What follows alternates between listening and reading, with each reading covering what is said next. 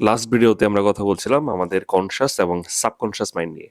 তো আজকে আমি আপনাদের সাথে শেয়ার করব যে আসলে আমাদের নতুন কোনো অভ্যাস তৈরি করতে বা ধরে রাখতে আমাদের কনশাস এবং সাবকনশাস মাইন্ডের ভূমিকা কি। এখন প্রথমে বুঝি যে আসলে অভ্যাসটা কি। অভ্যাসটা হচ্ছে এমন কোনো কাজ যেটা আমাদের কনশাস মাইন্ড দিয়ে শুরু হয় এবং সাবকনশাস মাইন্ডে গিয়ে শেষ হয়। এক্সাম্পল, আপনি যদি কখনো বাইক চালিয়ে থাকেন তাহলে নোটিস করবেন আপনি যখন বাইক চালানো শিখতেছিলেন তখন আপনার প্রতিটা জিনিস নোটিস করতে হচ্ছিল। আপনার ক্লাস, আপনার অ্যাক্সিলারেশন, আপনার ব্রেক, লুকিং গ্লাস সবকিছুর দিকে নজর রাখতে হচ্ছিল। কিন্তু এখন আপনি যখন বাইক চালান তখন আপনার এত কিছু খেয়াল করা লাগে না। আপনি বাইক চালাচ্ছেন, আবার অন্য কারোর সাথে কথা বলতে পারতেছেন বা গান গাইতে পারতেছেন। আপনি কোনো না কোনোভাবে সেটার দিকে আর নজর রাখতে হচ্ছে না আপনার। সাবকনশিয়াস মাইন্ড আর কনশিয়াস মাইন্ডের সমন্বয়ে তৈরি হয় যে কোনো একটা অভ্যাস। আপনি বই পড়া শুরু করতে চান, আপনি শুরু করছেন, কিন্তু কিছুদিন পর গিয়ে আর হয় না, আর বই পড়া হয় না। এটা কি জন্য হয়? কারণ হচ্ছে আপনার ব্রেন চায় ইনস্ট্যান্ট রেজাল্ট। আপনার ব্রেন ইনস্ট্যান্ট পুরস্কার চায়। আপনি যে বই পড়তেছেন এটার যে উপকারিতা জিনিসটা সেটা সে ইনস্ট্যান্ট চায়। আর যখন এটা না পায় তখন সে এটা করা বাদ দেয়। একটা ইজি স্টেপ যেভাবে আপনি আপনার যেকোনো অভ্যাস শুরু করতে পারেন।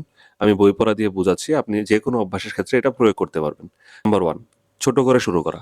আমরা আসলে কোনো অভ্যাস শুরুই করতে পারি না কারণ আমাদের চিন্তা যে আমরা পারফেক্ট হবো। আমি যদি দিনে 10 পৃষ্ঠা না পড়ি তাহলে আমার বই পড়াই হলো না।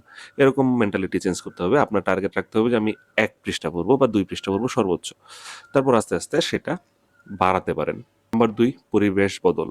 আপনার পরিবেশটা চেঞ্জ করুন। আপনার বইটা সচরাচর যেখানে থাকে সেই পরিবেশটা চেঞ্জ করুন। আপনি যে বইটা পড়তে চাচ্ছেন সেই বইটা আপনার হাতের কাছে রাখুন, যেখানে আপনি খুব ইজিলি হাতে পাবেন। নাম্বার ৩, পরিচয় বদল।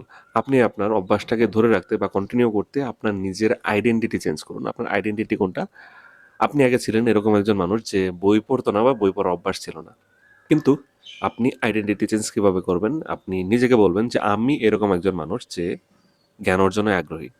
৪ হচ্ছে পুরোনো অভ্যাসের সাথে জুড়ে দেওয়া।